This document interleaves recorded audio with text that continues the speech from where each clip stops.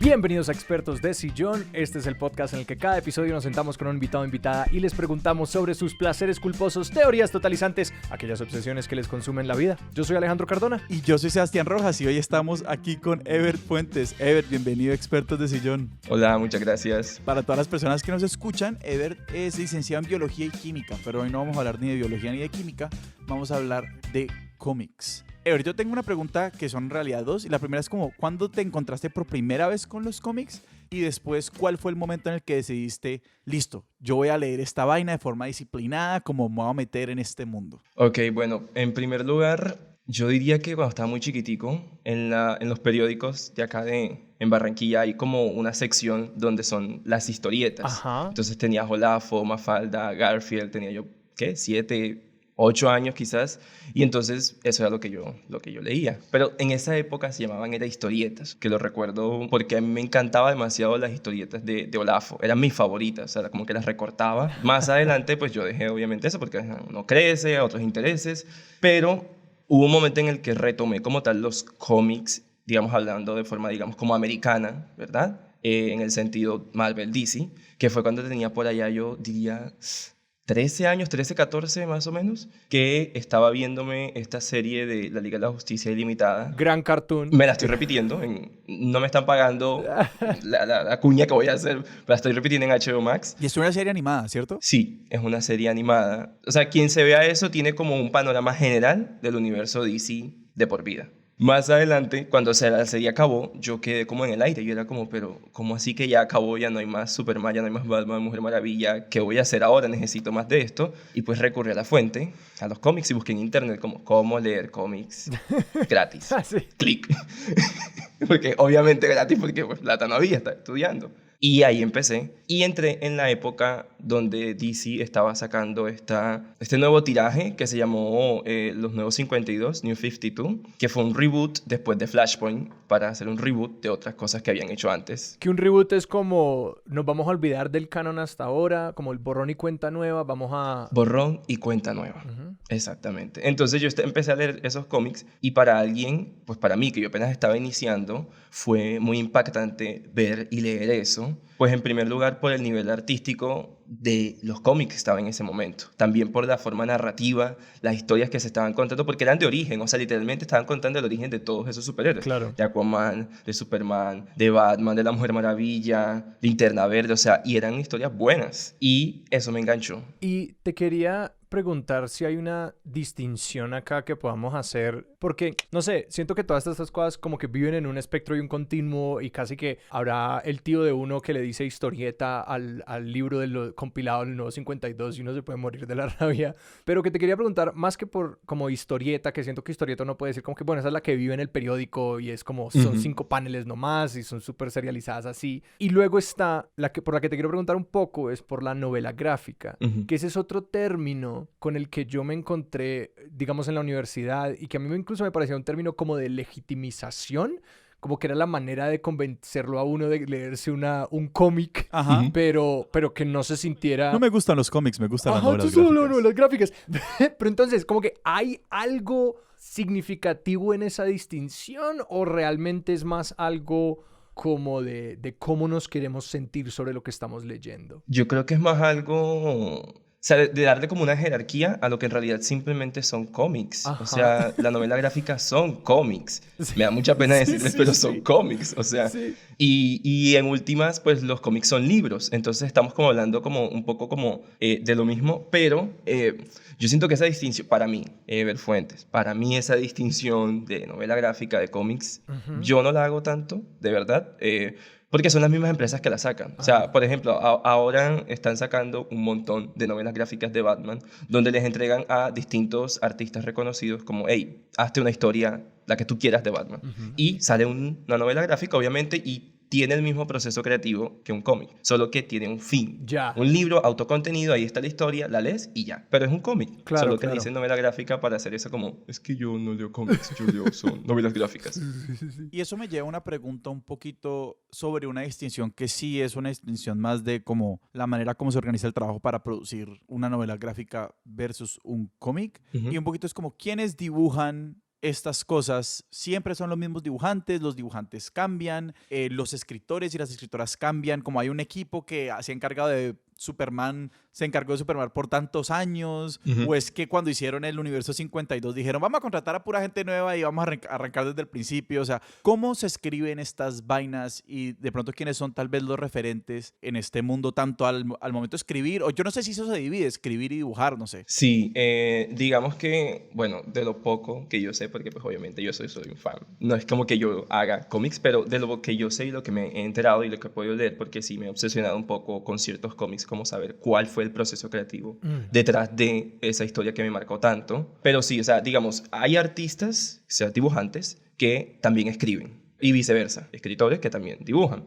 Jeff Lemire es uno de esos, que él escribe, pero también dibuja, pero por lo general el proceso de escritura y de dibujo tratan de hacerlo en separado, porque la escritura tiene tiene un setting diferente a la hora de escribirlo en Word, donde sea que lo esté haciendo el escritor, que a la hora de dibujar. Detrás de todos los cómics y la mayoría de cómics que hay hoy día siempre está como el director técnico, digamos de alguna forma. Entonces el editor pone un escritor, pone un dibujante, pone un colorista, pone alguien que haga las tintas, pone alguien que haga las letras. O sea, hay un detalle, un nivel de detalle que uno, pues tienes un cómic y es como, ay, el cómic sí lo hizo Tom King, pero Tom King no lo hizo solo. Él lo hizo con, no sé, Nick Gerard, lo hizo, no sé, con Gabriel Hernández Walta, lo hizo con Jordi Belair, o sea... Y que esas distinciones han sido súper importantes porque recordando el episodio de Batman de hace 1000 años con Felipe Medina, él nos contaba sobre cómo, por ejemplo, uno de los creadores de Batman, como uno de los que estaba encargado del dibujo original de Batman, había sido una persona que como que no había sido reconocida como por años y años en la historia y que entonces como que, aunque puede sonar como minucia, como que pensar que, ay, alguien hizo las tintas y los colores, es como, no, eso es muy relevante porque siente que tiene una mano directa en la creación de personajes que luego pueden como generar muchísimo dinero. Absolutamente. Y a mí, digamos que, no es como que me moleste, pero sí yo quisiera que, como tal, los fanáticos le diéramos como más, como los nombráramos más al que hace las tintas, nombráramos más a quien hace los colores, o sea... Como así, yo la única persona que quiero conocer del equipo de cómics es el que hace las tintas.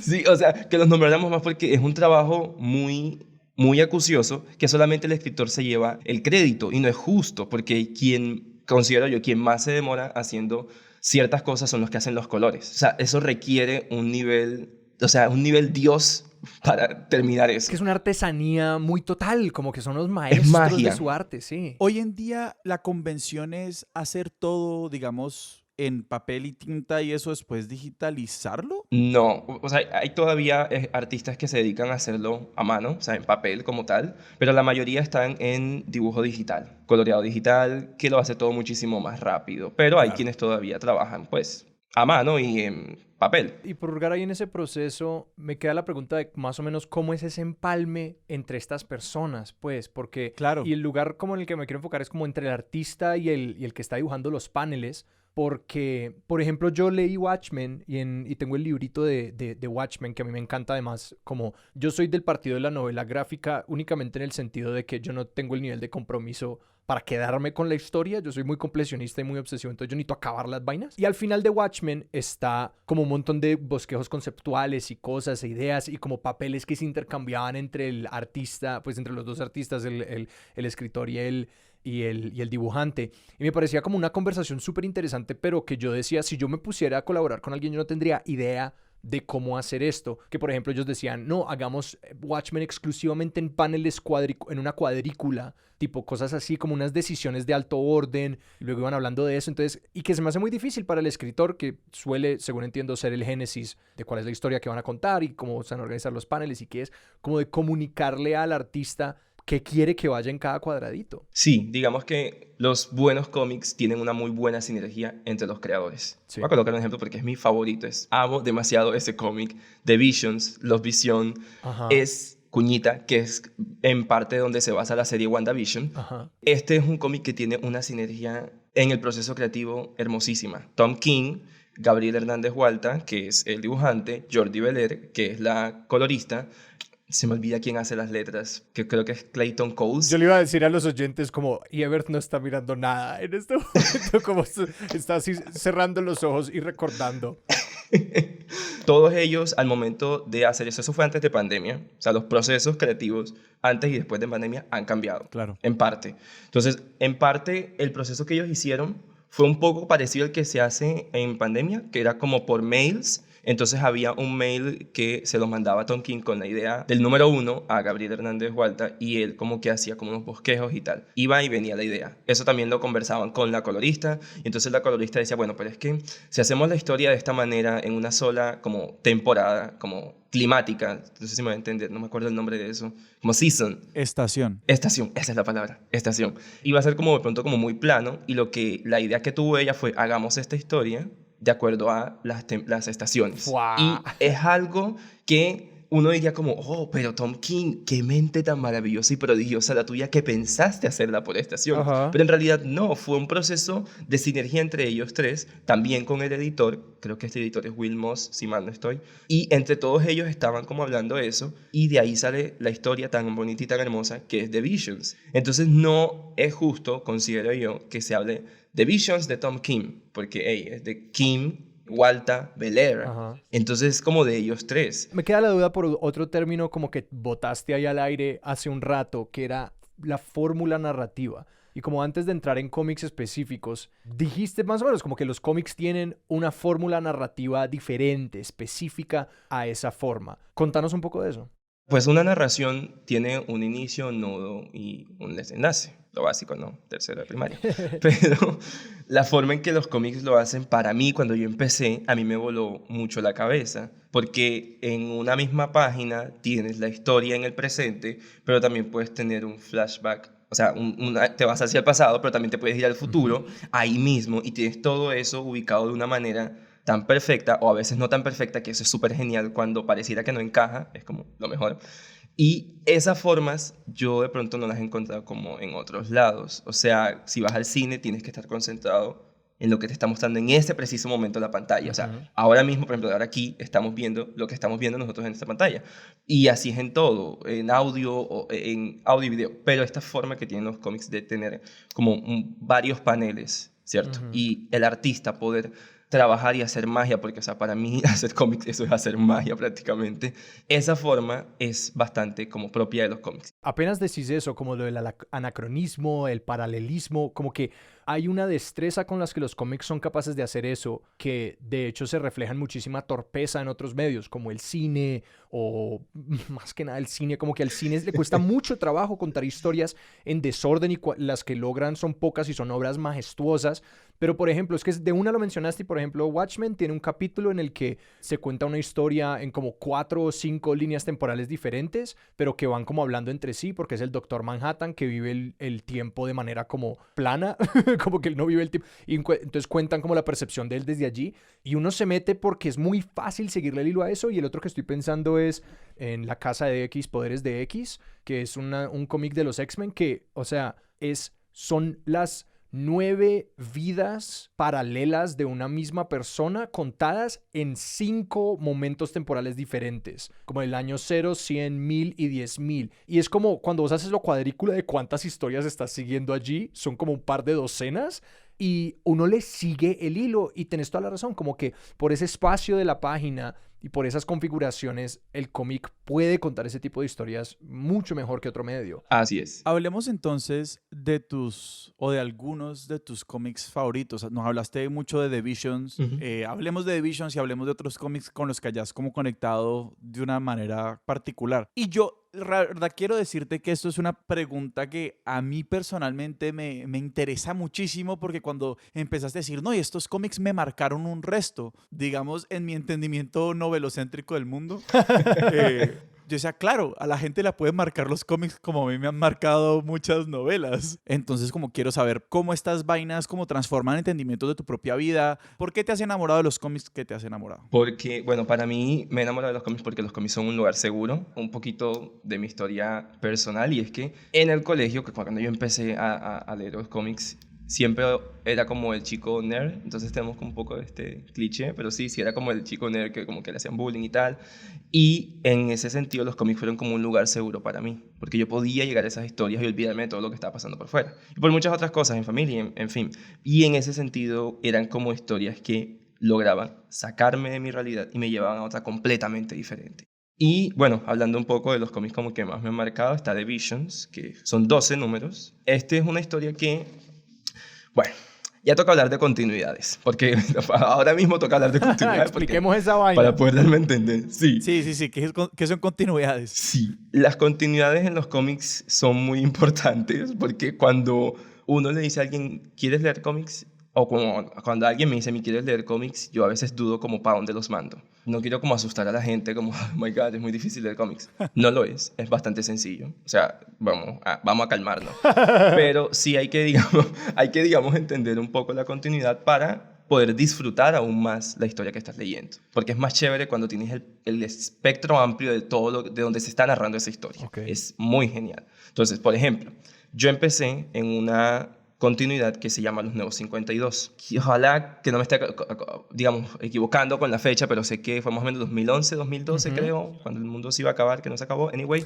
Y había algo que estaba ocurriendo y era un evento. Cuando ocurren eventos en los cómics, ahí es donde como que a veces toda la producción se para de todo lo que esté ocurriendo. Entonces, por ejemplo, ocurrió ese evento que se llamó Flashpoint, que es muy famoso ahora mismo. Creo que la nueva película de Flash creo que va a trabajar sobre esa historia, y es como que se reinicia todo. ¿Por qué? Por sencillamente problemas de continuidad anterior. Entonces había un enredo, que habían demasiados Supermanes, habían demasiados Batman, y con ese Flash, en serio, se ponen a hacer, por lo menos en DC, se ponen a hacer un montón de cosas para darle libertad a los creadores y creadoras, pero a veces se salen de madres y toca como volver a encauzar el río, y estos reboots ayudan en eso. Y como para explicarlo un poquito más, es como tenemos a dos escritores diferentes trabajando sobre Batman, y realmente no es dos, son como varias docenas por 40 años trabajando sobre Batman, pero ellos tienen ideas diferentes sobre como con cuál Batman quieren trabajar o cómo. Entonces lo que eso hace es que hay como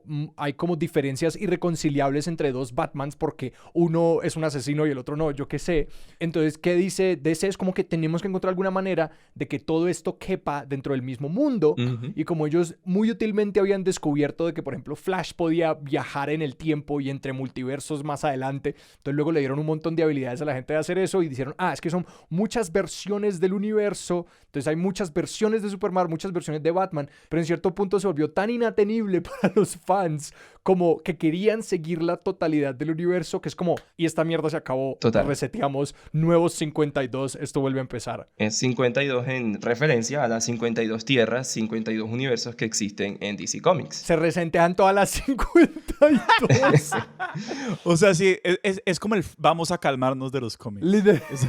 Literalmente. Exacto. Es el vamos a calmarnos de los cómics. Entonces, eso es una continuidad, y una continuidad puede demorar varios años. Entonces, esa continuidad de los Nuevos 52 que a mí me gustó, pero siento que si la vuelvo a leer como que no me va a gustar tanto porque es un poquito problemática. Y ahora mismo DC está como con otro reinicio que hicieron para dar otras nuevas historias.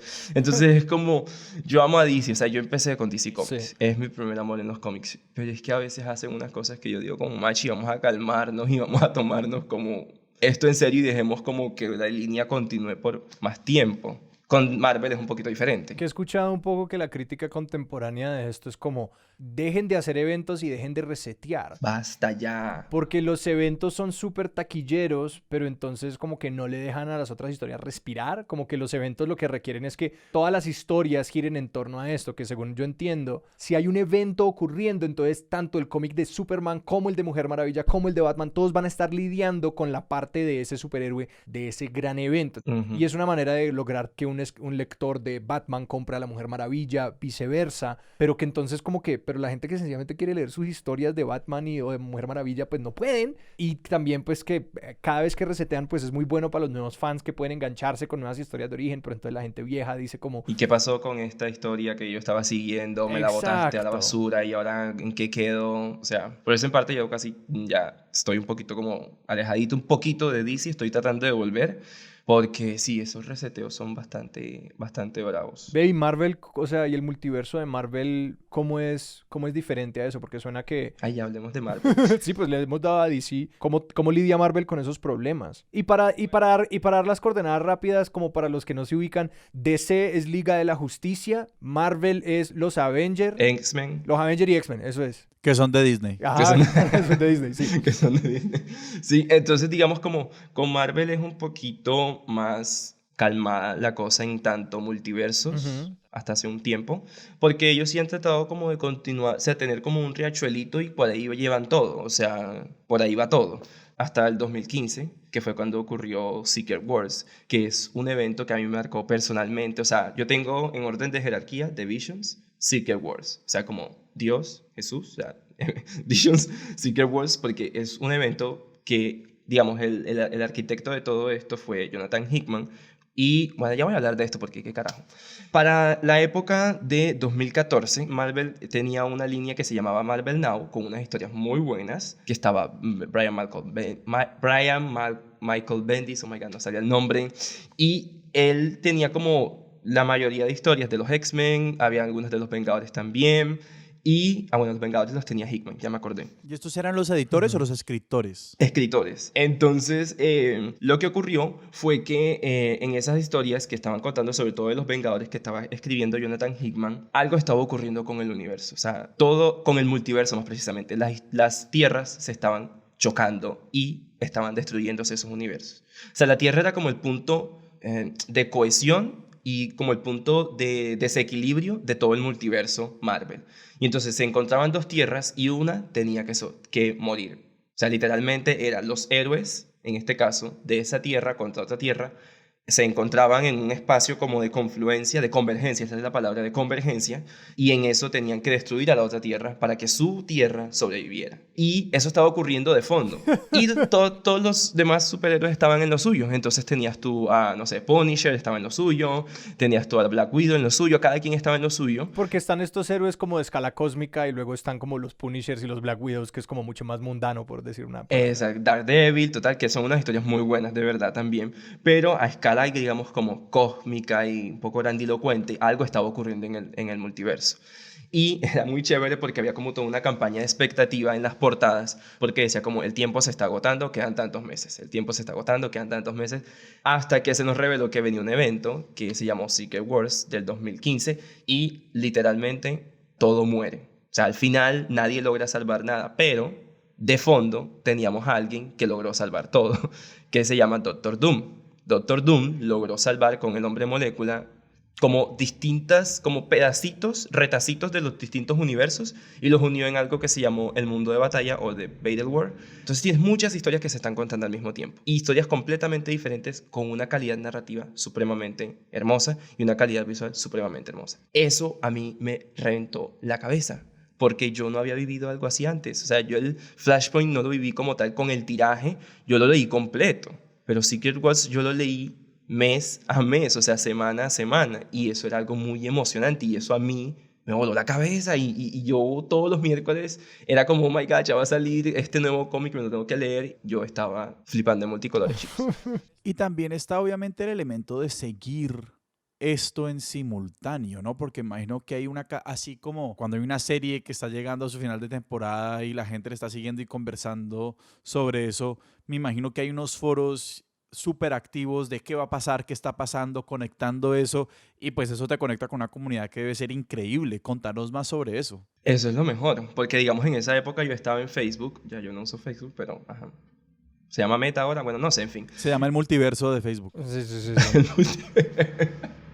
Se llama el multiverso y en esa época yo estaba en Facebook y eran periódicos que escribíamos como creyendo que estaba ocurriendo, dando nuestra opinión como por qué era tan genial. Inicialmente gente de Latinoamérica, o sea, en donde yo estaba, era muy chévere por conectarte con gente que entendiera y hablara tu mismo idioma en ese sentido. Como no me gustó esta historia por esto y esto y esto, y que alguien concuerde o que alguien te contradiga. A mí me encanta cuando alguien me dice como no me gustó esta cosa, y yo como, ok, ¿por qué no te gustó? Háblame, hablemos. O sea, como eso a mí me gusta bastante. Ya como entrar un poco en controversia, eso es bastante genial. Y hay muchas comunidades en Twitter, en Facebook, supongo que también en Discord, que no las he explorado, pero hay muchas comunidades para hablar de todo esto. Y eso es muy genial, cuando conectas con personas. bueno, hago una aclaración hasta acá, todo esto yo lo he leído en digital, o sea, tengo muy pocos cómics en físico porque es muy caro, porque la producción no es de acá, es de otro lado y la tienen que traer y es muy caro y el dólar está en 4.000, Dios. En fin, y sí, en comunidad se siente más chévere, en comunidad se disfrutan como más las cosas. Y me imagino también que mucha gente trayendo como sus lecturas y sus experiencias a estas vainas, porque como los cómics, por la misma naturaleza de los superhéroes, yo siento que uno ve mucho, yo qué sé, a Pantera Negra teniendo una aventura en Rumania, y luego es como, no sé, como que las perspectivas internacionales y las lecturas de como, pues que muchas veces los cómics intentan como ubicar dentro de conflictos reales, presentes o pasados, muchas historias. Asumo que debe ser muy interesante el debate en internet sobre las personas comentando como, no, sí, así sí o así no, es como se vive la guerra en tal lugar o este conflicto en tal lugar o como la geopolítica de tal cosa, que ese es otro como aspecto muy interesante de los cómics, como cuando entran las Naciones Unidas a ser un personaje y a como intentar regular las cosas. Es fascinante. Sí, es muy genial. Y a mí me encantan los cómics también porque yo siento que son un reflejo de nuestra realidad y eso es lo que a mí más me gusta. Que yo lea un cómic y yo entiendo una referencia a cierto conflicto que está ocurriendo en tal lado o a la migración o no sé, a la diversidad. O sea, ese tipo de cosas a mí me encantan demasiado porque siento que ese es como que la historia se pone buena cuando ocurre y cuando transmite algo y hace un guiño a nuestra realidad, a nuestro mundo. O sea, a mí me encanta eso demasiado. Creo que para una persona como yo, que usualmente no piensa en el establecimiento de naciones, encontrarse con precisamente en Poderes de X, este libro de Jonathan Hickman, que es el mismo escritor de este gran evento, que por ejemplo él habla, pues el libro se trata cantidades sobre el intento de los mutantes por establecer una nación y de lo que les toca hacer como para ser internacionalmente reconocidos como una nación viable. Y es como, uno nunca piensa en estas cosas, pero pues estas son personas que realmente se están metiendo con preguntas muy grandes que uno no creería que serían el espacio de los cómics, pero es como, no, para a este man le tocó pensarse qué tomaría para que las naciones del mundo reconocieran una nación mutante, y ahora yo estoy pensando en eso también. Sí, y se extiende, digamos que eso es chévere, porque es una idea, una pregunta, esa que tú dices, si realmente los mutantes decidieran crear una nación, que ya ocurrió, pero hubo una genocidio, pero bueno, hablaremos de eso. Genosha, exactamente, con Genosha ocurrió que se intentaron como, listo, no nos quieren, ok, va, no nos quieren, nos discriminan, perfecto, vámonos para otro lado. Se fueron a una isla y los masacraron. Hubo como una especie de guiño ahí a lo que fue como el Holocausto. Los X-Men son el grupo de desadaptados y marginalizados por excelencia. Entonces, en ese sentido, esa pregunta, ¿verdad?, apela mucho a ciertas personas que nos sentimos y nos hemos sentido en algún punto de la vida como rechazados. Porque cuando nacieron los X-Men, que se crearon pues allá en los, creo que son 80s o 90s, nacieron fue así, eran rechazados y pues a quienes reflejaban, pues a las comunidades, ¿verdad?, las comunidades negras, a las comunidades LGBT, a las minorías étnicas y todo esto. Entonces eso es chévere. ¿Qué ocurre? Que sí se dan esos debates de, oye, ¿verdad que hay diversidad? Oye, ¿verdad que ciertos países deberían tener como más reconocimiento? En fin, pero hay veces que los fans se pasan de piñas y llegan a cierto punto de acosar a los creadores, que está ocurriendo últimamente, que no me está gustando eso, de verdad. O sea, yo entiendo que a nosotros, como fans, nos apasiona una historia. Personalmente me apasionan muchas. Hay otras que no me gustan. Está bien. Pues no me gusta. ¿Yo qué puedo hacer si no me gusta una historia, Pero yo puedo dar mi opinión. Está bien, para eso son las redes sociales. Pero de ahí a yo mandar unos párrafos gigantescos de odio, de you fucking bla bla bla bla, o sea, de verdad hay un nivel de odio que le llega a esas personas y que me entristece demasiado, porque he leído como los hilos que ellos se escriben entre los mismos creadores como dándose apoyo, porque es tanto el odio que ellos dicen como no aguanto más, estoy que me voy de aquí, o sea, como dejo todo tirado, pero entre ellos obviamente es como marica, dale para adelante, no sé qué, te mandamos apoyo, tin, y ellos como que se escriben y dicen como, de lo que leí hace poco, leí uno, que decían como que hay días enteros en los que no me dedico a escribir nada, sino que me dedico a bloquear comentarios y a bloquear personas. Y yo es como, hey, ¿cómo le vas a quitar la energía a alguien que está trabajando en algo tan bonito que a ti te gusta para mandarle odio? O sea, para que esa persona se pase todo un día resolviendo no sé, en Twitter, tratando de bloquear la mayor cantidad de personas, tratando de bloquear la mayor cantidad de comentarios. O sea, me parece absurdo eso, de verdad. Siento que, listo, si no te gusta una historia, sabes que no me gustó esta historia por esto, justifica su respuesta, listo, ya. Pero de ahí a llegar al nivel de odio, porque es que realmente es odio, esa es otra cosa totalmente distinta. Y que este es un tema difícil y un tanto paradójico también para estos creadores, porque se enfrentan a odio desde ambos lados, desde el lado que exige que los cómics se queden como siempre han sido, que es como Thor como un hombre blanco y estas cosas, como esta visión súper tradicional de los cómics. Blancos, heterosexuales, caucásicos. Exactamente. Pero también ha habido como una manera bastante, es que todo esto es muy difícil de decir, pero es una manera bastante como violenta a veces de pedir representación y de pedir las cosas que las personas quieren en los cómics. Entonces que realmente se vuelve un ambiente, me imagino, muy tóxico para trabajar, en donde como no importa a quién le estés intentando hacer caso, vas a recibir este acoso. Exacto, porque hay gente que va a decir como es que no es suficiente. Ajá. Y a veces yo también coincido con eso, como con no es suficiente que simplemente tengas un solo personaje de color o un solo personaje que haga parte de la comunidad LGBT o un solo personaje que sea, no sé, sea de una minoría étnica, en fin. A veces la calidad de la historia que estás contando tiene que reflejar también eso. Porque si lo vas a contar las patadas, pues no hagas nada, déjalo así. Sí, sí, sí. Pero tiene también que contarse pues bien y que sea una historia que también le dé espacio a personas precisamente de estas diversidades, de estas minorías, que las puedan contar también. Para que sea en cierto sentido un poco más honesta, como más honesta, porque sale de una persona que está viviendo eso en parte. Ahora, yo no estoy diciendo que otra persona, ¿verdad? Un hombre blanco no puede escribirlas porque pues lo han escrito actualmente. Tom Taylor está escribiendo la cabecera de Superman, del hijo de Superman, que se declaró bisexual y lo está haciendo muy bien. Hay gente que ahora no le gusta porque lo está escribiendo de tal manera, que no sé qué, que lo uno que lo otro, pero me parece que está bien. Entonces, sí es lo que tú dices, como que a veces nunca se está contento o con lo uno o con lo otro. Y eso es muy complejo también. Sí, es que realmente el problema como del modo de discurso que propician las redes sociales, específicamente Twitter en este caso, que es un modo de discurso como súper tóxico. Visceral, totalmente. Yo entiendo que ha habido este reclamo de lograr con una mayor representación en los cómics, en términos de como los personajes y las historias que se cuentan. Pero escuchándote hablar también sobre, por ejemplo, que parte del atractivo de algo como los X-Men, por ejemplo, era que servían como una metáfora, o sea, que muchas poblaciones podían verse reflejadas en las historias de los X-Men como una población que había sido maltratada, marginalizada, abusada, rechazada, excluida de muchas maneras. Yo la leo como una alegoría a la exclusión y estoy pensando entonces, ¿cómo quiere la gente que se cuente la inclusión? Entiendo completamente. Esta es una discusión que he tenido largo y tendido con un grupo en WhatsApp de amigos y amigas y amigues. Y es bastante complejo, porque digamos, hay una historia que me puede gustar a mí, pero igualmente no puede gustarle a Alejandro, no puede gustarle a Sebastián, no puede gustarle a Pilar, a Mateo, a Sofía, ¿verdad? Uy, aquí todos se ganaron el shoutout. ¿Cuál vallenato regional? No. No son sus nombres, pero los estoy protegiendo, pero ellos saben quiénes son. Están en protección de testigos. Exactamente. Entonces, pero yo sí siento que me parece a mí que las buenas historias son las historias que reflejan la realidad. Lo repito.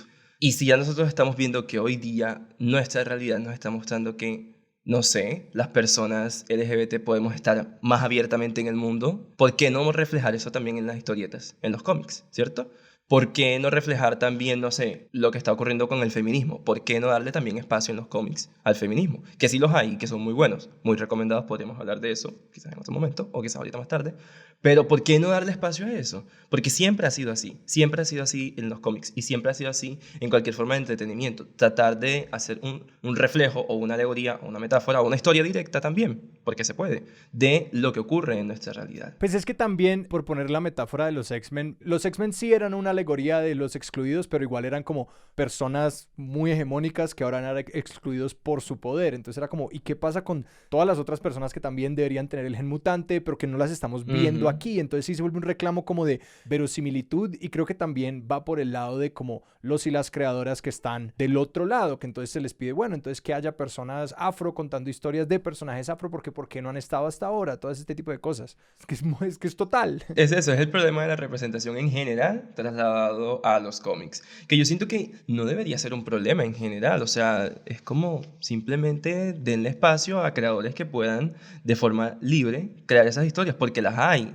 Porque, digamos, en foros y en hilos de Twitter se ha comentado que teníamos esta idea para este personaje y tal, traerle esta cabecera, pero por X o Y motivo de rangos más arriba de nosotros, se canceló. Y entonces es como, o sea, se cohibió el escritor de explayarse con una historia que pudo ser un éxito porque iban a molestar a ciertos intereses, por decirlo de alguna manera, para no irme más lejos. Y yo me imagino que eso tiene mucho que ver con la estructura del mercado. Me imagino que pues las casas grandes comerciales, me imagino que son DC y Marvel, pues están en un sentido, por ponerlo de alguna forma, más maniatadas a las apuestas que pueden hacer narrativamente y en términos de representación. Y te quería preguntar si hay, vos que conoces, digamos, tal vez de apuestas más independientes o que vengan de otros lugares que se hayan permitido explorar con más libertad y mejor, pues una diversidad en sus personajes y en sus historias. Absolutamente.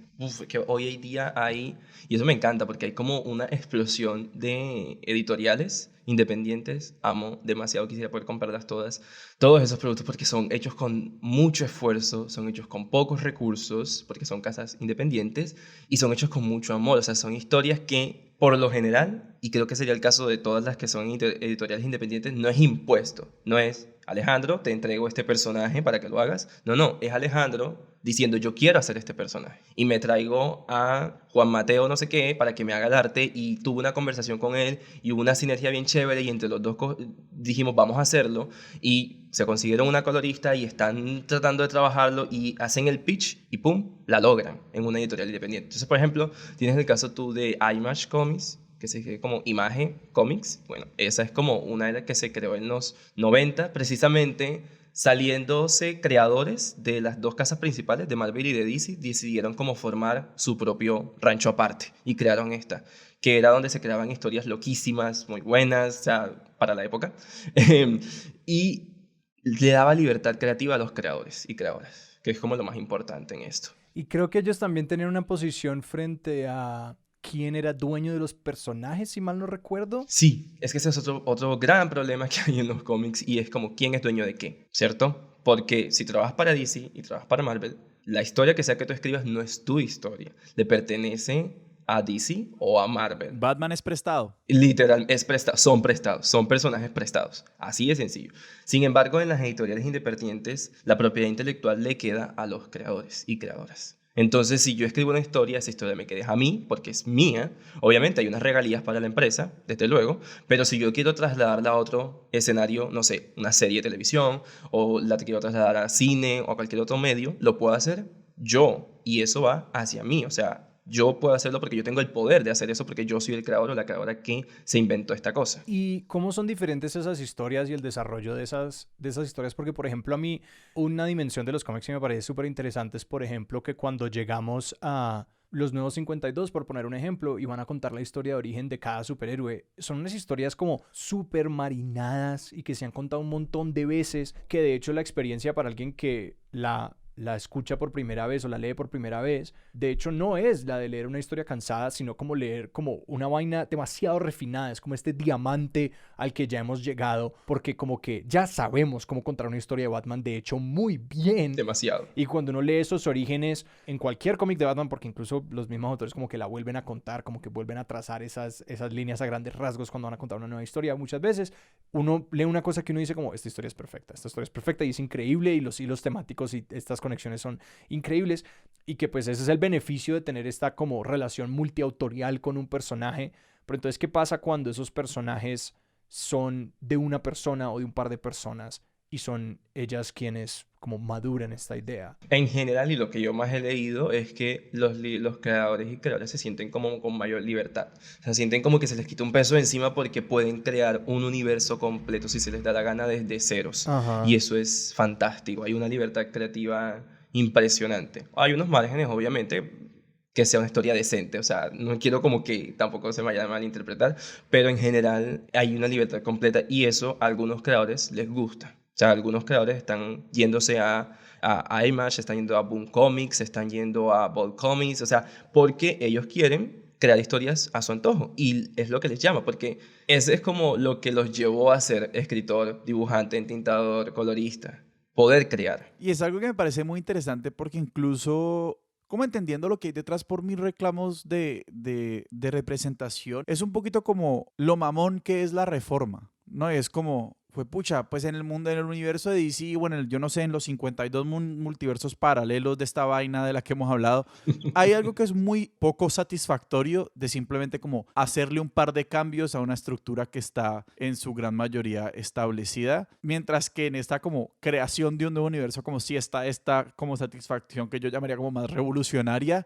de como, no, Sí. arranquemos de cero. Exacto. Arranquemos de cero. No me importa qué venía antes y no me importa cuáles eran los cánones ni las convenciones anteriores, como arranquemos de cero como nosotros queremos ver el mundo.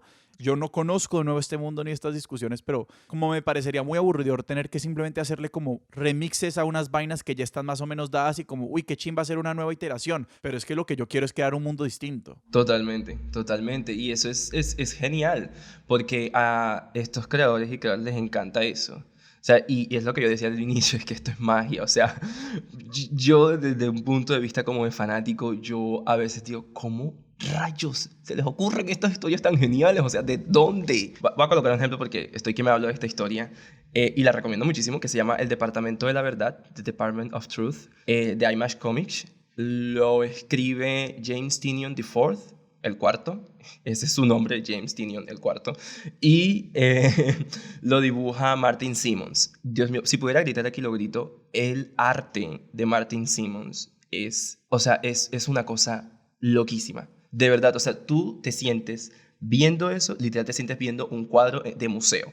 Es una cosa impresionante. No por lo estilizado, por lo muy realista que sea, sino por lo bello que es. O sea, es muy genial. O sea, la primera vez que yo leí ese cómic del Departamento de la Verdad, yo quedé como, me estoy tocando la cabeza, yo quedé como, ¿what? En primer lugar, el arte. Segundo, la historia. Esta es una historia, obviamente independiente, ya he dicho eso, y es una historia que, ahora que estamos en esto de las fake news, de la posverdad, de todo esto, James Tynion lo que trató como de llevar fue a un extremo, eso, como, ok, ustedes creen que la Tierra es plana, ok, ¿qué tal si realmente, si fuera plana? O sea, ¿qué tal que si realmente fuera? Ustedes creen que las conspiraciones existen, lo de QAnon que creen que es real, ok, ¿qué tal si fuera real? Creen que, no sé, los ovnis existen, ok, ¿qué tal que si fueran real? Pero no lo hizo como porque fueran reales en realidad, válgame la redundancia, sino porque entre mayor cantidad de personas esos cultos, esas conspiraciones lleguen a llevar a creer en eso, o sea, el belief, la creencia en, le da poder a esa estructura y lo vuelve a la realidad. Entonces el primer cómic, hago un poquito de spoiler aquí, es en una convención de terraplanistas, un montón de gente, y este Departamento de la Verdad se encarga de buscar como quiénes son estos, como las personas que sirven como de faro. Como amplificadores. Exacto, los amplificadores, tratar como de, pues un poquito a lo, no sé, lo macho, como matarlos para que eso se acabe, porque es un gran riesgo. Entonces al final, casi al final del cómic, la Tierra por un momento literalmente fue plana, pero mataron a la persona que estaba como siendo ese amplificador y todo volvió a la normalidad. Entonces era una cosa como, ¿what? ¿Qué? Esto es algo que a mí me ha fascinado de los cómics por mucho tiempo y es que realmente son mucho más zafadas y mucho más audaces las historias que se atreven a contar. Yo no sé por qué, pero todas tienen que ver como con temáticas gigantescas. Entonces como que cuando una le pega pero muy grande. Sí, de verdad que sí. O sea, esa creo que la van a hacer una serie, creo. Ojalá, por favor. Ojalá, es que es muy buenísima. Entonces cada capítulo, perdóname, cada capítulo va como con una conspiración. Hay una que es de QAnon, hay otra que tiene que ver como con acoso a los periodistas. Y es una historia muy buena. O sea, de verdad la recomiendo demasiado. Departamento de la Verdad. Hemos hablado mucho de esta dimensión como especulativa y fantástica de los cómics y de cómo desde ahí viene gran parte de su fuerza. y yo simplemente quería preguntar si existen, y estoy seguro que existen, y por esta pregunta es brusca, pero igual la voy a hacer, como si existen cómics, por decirlo de alguna forma, realistas, o sea, que no echen mano de estos recursos especulativos y fantásticos para contar sus historias que a vos personalmente te hayan gustado. Pues yo conozco ya otros trabajos que son tal vez más periodísticos, tipo como el trabajo de Joe Sacco, vainas por el estilo, pero si dentro de este universo que la gente llama cómics, como si hay vainas realistas que simplemente son pues reflejos de la realidad sin arandelas. Sí, sí las hay. Tengo varios y me gusta. Bueno, yo fui docente durante varios años, Dios mío, tengo 25 nada más, 2 años nada más siendo docente.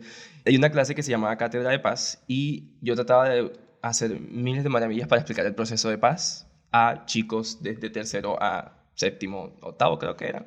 Utilicé varias veces recursos de la Comisión de la Verdad, que eran cómics, para explicar ciertas partes del conflicto armado. Yo no pensé que los iba a encontrar, la verdad. O sea, no lloré cuando los encontré, pero casi lloro cuando los encontré porque me parecieron muy geniales. Hay uno que recomiendo que es sobre la historia de Felicita Campo, una líder feminista, creo que es en Córdoba, Dios mío. Es de la costa Caribe y es muy, digamos, muy reconocida acá por su labor que tuvo se me olvida ahora mismo el nombre del pueblo, lo siento mucho, pero Felicita Campo, de la Comisión de la Verdad, está gratis, disponible en la página de la Comisión de la Verdad. Hay otro que hizo la Comisión de la Verdad en compañía de un autor español sobre exiliados, buenísimo también. Entonces sí hay historias de cómics que se basan en la realidad, porque es un medio que lo permite también mostrar, no sé, hay otro que se llama Mouse, Sí. que es ganador del premio Pulitzer, o sea, súper reconocido, y lo estoy leyendo, bastante bueno, contado con ratones. Hay otro aquí en Colombia que se llama Los 11, quizás uno se eclipsa con estos cómics de Marvel, DC, un poco los independientes y tal, pero sí los hay, que se basan en historias reales, sí los hay. Y siento que es curioso igual volver a esta reflexión. Creo hemos llegado varias veces en episodios, por ejemplo, pienso en particular como en la conversación que tuvimos sobre estudio Ghibli, de cómo al trabajar con imágenes y como abstraernos un poquito de la realidad, si abrimos una cantidad de ventanas para que mucha más gente como logre sentirse identificado o logre simplemente como abrirse a entretener una versión de las cosas que antes no pensaba. Y eso sí es la magia, pues no sé, de estos medios. Sí, disfrutar de una buena historia. O sea, yo siento que a veces uno también tiene como que, hey, ¿sabes qué? Me voy a relajar, quiero una buena historia, voy a leer un cómic. Quienes puedan ir a una tienda y pidan recomendaciones en una tienda de cómics, digan como en qué mood están, qué película están viendo, qué es lo que les gusta y les pueden recomendar algo. Y sí, dejarse llevar también por las historias a veces, porque es que me pasa a mí también. O sea, aquí es como yo mismo hablándome a yo mismo, porque a veces tengo unas expectativas con ciertas historias que no le dejo a la historia que se cuente. Yo quiero que la historia sea una cosa, pero es que, hey, tú no puedes hacer eso. La historia se está contando, deja que te lleve. Entonces a veces vamos como en contra de eso, pero es que ¿por qué tomó esa decisión? ¿Por qué hizo esto que yo? ¿Por qué hizo lo otro? No, pero, o sea, soltate, déjate ir con la historia ya. Quiero hurgar ahí un poco porque pues hablamos antes de la dimensión escapista de los cómics, pero también me llama mucho la atención como, pues yo creo que al final, siempre que, o no siempre, pero muchas veces que estamos como con un medio entre comillas escapista, nos acabamos encontrando a nosotros por allá lejos y que eso acaba siendo no sé, como un retorno lindo y como la manera en la que somos capaces de encontrarnos allá, como que toma toda esta distancia para que nos podamos reconocer en una cosa, para que nos podamos reconocer por allá. Entonces te quería preguntar, no sé si esta sea una pregunta muy específica y muy difícil, pero de si hay una instancia como fantástica que te haya hablado como de algo de tu vida o de tu realidad o sobre el mundo a la que puedas apuntar directamente, como que a veces hay superpoderes que son metáforas de cosas que se vuelven metáforas de cosas muy reales en la vida de alguien, o de si sencillamente en general hay un cómic que vos dijiste como, wow, esto me habló a una dimensión de mi humanidad que fue importante. La respuesta es sí. Sí, por eso, o sea, no en vano, The Vision y Secret Wars son mis cómics favoritos. Ajá. The Vision me habló en mi dimensión, digamos, más espiritual. No pareciera, pero hay un cómic, hay un número que le dedican como a esta parte de la fe. Porque, una explicación chiquitita. The Vision es la historia de Visión, que creo que ya todo el mundo de esta época lo debe conocer. Este sintesoide. El rojo. Ajá, que es el esposo de Wanda. Y él lo que hizo fue crearse una familia. Un poco se creó una esposa, se creó unos hijos y se fue a vivir a unos suburbios en Virginia, en Estados Unidos. Y empezó a vivir tratando de buscar la normalidad.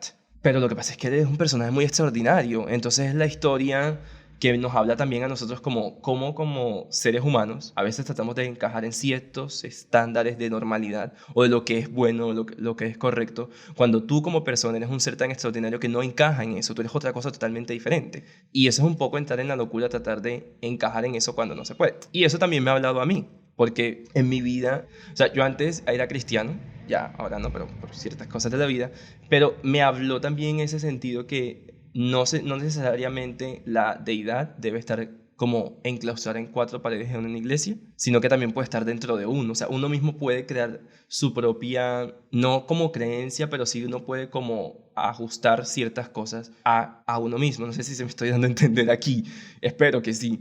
Y en ese sentido también me habló un poco a el sentido de tratar de encajar en la normalidad. Durante mucho tiempo yo traté de parecer una persona pues heterosexual cuando pues, claramente no lo era, y esa historia también me habló un poco en eso. Eso digamos como por el lado de The Visions. Y por el lado de The Secret Wars, yo soy una persona que a mí las preguntas gigantescas de la vida me dan como mucha ansiedad, y hay un cómic, una historia digamos como paralela a esa, de esas que se cuentan en Secret Wars, que yo les había dicho que no, en este mundo, ¿verdad? En este mundo batalla no habían estrellas, porque no hay otros planetas. Y era algo que todas las personas en esa realidad daban por sentados. Hay un sol, no hay estrellas. Punto y se acabó. Pero había una persona que estaba cuestionando eso, y esa es la que tildaban de loca. Eso también me habla a mí porque hay ciertas preguntas que a veces no tengo forma de explicárselo a alguien, pero que me abruman tanto que a veces quedo en el aire a veces. Y eso ese cómic, ese momento de dónde están las estrellas, ese fue un momento que yo vuelvo a eso muchas veces, más de lo común, porque es como hay ciertas preguntas que siento que como que nunca voy a responder de mi persona, del universo, de ciertas personas, y eso como que encuentro un poco de confort en esas historias, sobre todo en esa como de hay gente que simplemente no lo va a entender y está bien. Fua. Es que ese tipo de cosas de los cómics son las que a mí me fascinan, y es como los cómics saben entender todo como metáfora, y yo me atrevo a pensar que es por haber como tenido un medio, yo qué sé, devolviéndose a los años 20, 30, en los que eran como estas historias que eran súper gratuitas, ¿no? Que eran como estas historias, pues sí, zafadísimas, y que sencillamente tenían elementos muy llamativos, se entendían a sí mismas como algo para niños, como entretenimiento barato, muy literalmente, y que luego como ciertas personas como que crecieron en eso, empezaron a decir como, para mí eso nunca fue entretenimiento barato, para mí eso me hablaba de algo. Entonces que empezaron a entender como todo puede ser una metáfora, todo puede hablar de algo más. Entonces que cada personaje como abre todas estas puertas para decir, bueno, ¿y qué pasa? ¿Cuál es la ramificación de este aspecto y de este otro y de este otro? Y que de hecho un muy buen libro, por lo menos que para mí, que fue creo que con el libro que yo entré a los cómics, pues es Watchmen, que pues se pregunta muy directamente como, ¿qué pasaría si algunos de estos superhéroes tuvieran unas dimensiones mucho más humanas de las que les permitimos tener, y mucho más monstruosas de las que les permitimos tener, porque no lo quiero arruinar, pero que asimismo hay unos análisis, por ejemplo, de Visions, que son esa misma pregunta, como qué pasaría si una persona como así desencajada intentara encajar, que igual son, pues sí, unos análisis de las repercusiones de la naturaleza de estos seres que al final, pues los humanos nos vamos a encontrar en todo lo que hagamos, como que no hay como no. Entonces así sea un ser como así de extraordinario, igual son puras dimensiones de humanidad. Yo una cosa como con la que también me quedó esta conversación, y yo siempre he sido fan de esta como potencial metafórico y alegórico de todas estas historias, pero también como siento que estamos en un momento donde estamos como cansados de los guiños y de las metáforas, como que también queremos que haya cosas que simplemente se digan y no se dejen como implícitas o sugeridas y ambiguas, para que la gente de pronto tal vez se vea reflejada un día, tal vez. Y pues no sé, como que veo que, claro, hay unas apuestas interesantísimas que están simplemente apostando a decir las cosas. Sí, o sea, hay que darse espacio también a conocer otras formas de vida. Porque, digamos, puede que en un cómic conozcas cómo se vive en Rusia, puede que conozcas cómo vive la historia una persona inmigrante, puede que conozcas cómo vive una persona en silla de ruedas también, puede que conozcas cómo vive una persona sordomuda. Hay que también dejarse contar de las historias. Y este es como pronto como mi llamado a la gente, como que no se abrumen, como que crean que los cómics nada más son Batman, Superman, La Mujer Maravilla y Los Vengadores.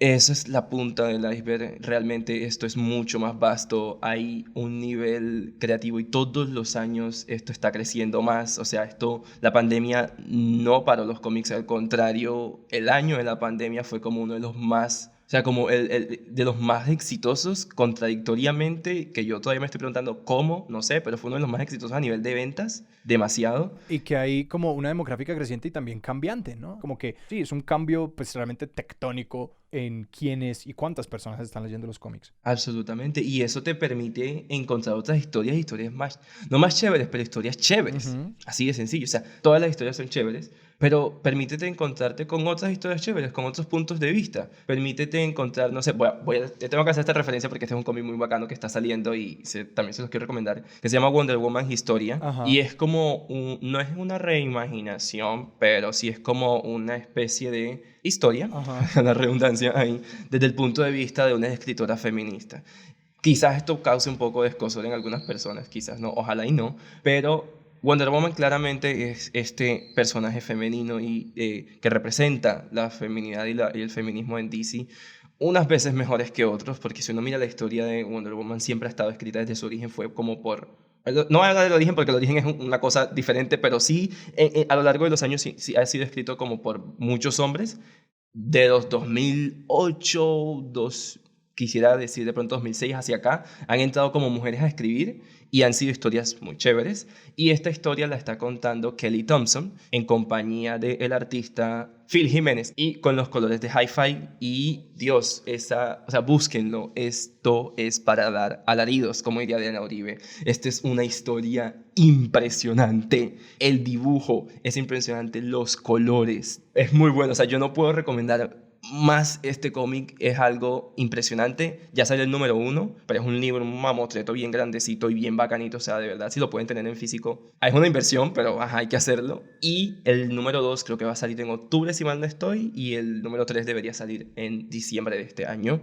Es una historia muy buena. Es como un punto de vista de las Amazonas contado precisamente por ellas, ilustrado de una forma supremamente impresionante y sublime. Muy recomendado, de verdad. Hemos recomendado ya varios libros y varias historias, pero por como resaltar uno o dos, ¿cuáles son un par de buenos puntos de acceso para alguien? Y para volverlo más específico, de pronto un par de puntos de acceso para alguien que se quiera encontrar con decir, uy, yo le quiero entrar a este mundo, porque pues también hemos mencionado estos libritos, ya los conocen. Hay libros como autocontenidos, pero entonces para alguien que quiera encontrarse con la continuidad, ¿cuáles son algunas historias que más o menos sean contenidas, pero que den acceso, den a entender como que hay un mundo mucho más amplio allá? Bueno, es bastante sencillo porque en internet hay como órdenes de lectura, o sea, hay gente tan apasionada que hacemos órdenes de lectura como para que lo leas en orden y no te pierdas. Entonces, ¿qué recomendaría yo? Por ejemplo, la historia de Thor, de Mighty Thor, de Jason Aaron y Russell Dutterman. Por ejemplo, lo nuevo que están haciendo de Superman ahora mismo, lo que está haciendo en Action Comics. Se me olvida el creador ahora mismo, pero Action Comics, lo que está saliendo ahorita, está súper chévere. Recomiendo Son of Kal-El, que es la historia del hijo de Superman, que está como llevando como las banderas de la justicia social. Me encanta demasiado, amo. The Visions, no puedo recomendar más The Visions, leando por favor. Recomiendo Secret Wars, es un evento, es grandecito, pero tómense el tiempo de leerlo en orden y vean, o sea, me van a dar las gracias. O quizás no me la dan, pero bueno, en fin, es una buena historia. En DC ahora mismo está como en un reboot. Entonces, si ustedes entran en la página de DC, dccomics.com, esas historias también están chéveres. Y de nuevo, hay órdenes de lecturas en línea que uno los puede leer y así. Y en editoriales independientes, yo diría Saga. Hay uno que es chéverito, un poquito problemática el autor, pero igual lo voy a recomendar porque vale la pena. Se llama Injection, como inyección, pero en inglés. Es chévere y es muy bueno, es diferente. Terror y folclore irlandés, bacanito, lo recomiendo. Hay un cómic que acabo de cerrar, es un número 51, creo, número 50, que se llama Immortal Hulk. Yo no soy fan de Hulk, nunca lo he sido, pero esta historia me hizo ver a Hulk de una manera diferente y ver a Bruce Banner de una manera diferente, y le prestó muchísimo más atención ahora al personaje. Oh, y otra cosita, busquen, lo siento, es que mi cerebro está como pum, pum, pum, pum, pum. Todo lo que hace Donny Cates es un escritor, y los artistas que trabajan con él, síganlo, por favor. Jonathan Hickman también, síganlo a él. Kelly Thompson, también la recomiendo. Nicola Scott es otra artista. Creo que podría ser como un hilo de Twitter. Creo que ya lo hicimos una vez, hecho, por un space. Y hagamos eso más bien, Ever, si la gente quiere continuar esta conversación, porque claro que lo pueden hacer con vos en Twitter. ¿A dónde te pueden encontrar? Bueno, yo solamente uso Twitter. Estoy como @fuentesKOD, fuentescott. Ese es mi usuario. Ahí me pueden encontrar. Ever, Muchísimas gracias. muchísimas gracias. No, señor. Gracias a ustedes. De verdad, la pasé súper chévere. Sebas, ¿a nosotros dónde nos pueden encontrar en redes? A nosotros nos encuentran en Instagram como @expertosdesillón, en Twitter como @expertosdesillón. Nos pueden escribir a nuestro correo expertosdesillón@gmail.com y también pueden hacer parte de nuestra comunidad de oyentes en Discord. Para eso se tienen que unir a nuestro Patreon, que es una de las formas también de apoyar a que este proyecto siga sobreviviendo y sobreviva a los múltiples eventos y continuidades que nos plantee el destino. Y lo pueden hacer entrando a patreon.com/expertosdesillón. Nuestra música es de Juan Esteban Arango, nuestro logo es de Sebastián Márquez y Expertos de Sillón es un proyecto de Sillón Studios producido por Sara Trejos. Yo soy Alejandro Cardona. Y yo soy Sebastián Rojas. Esto fue Expertos de Sillón. Hasta la próxima.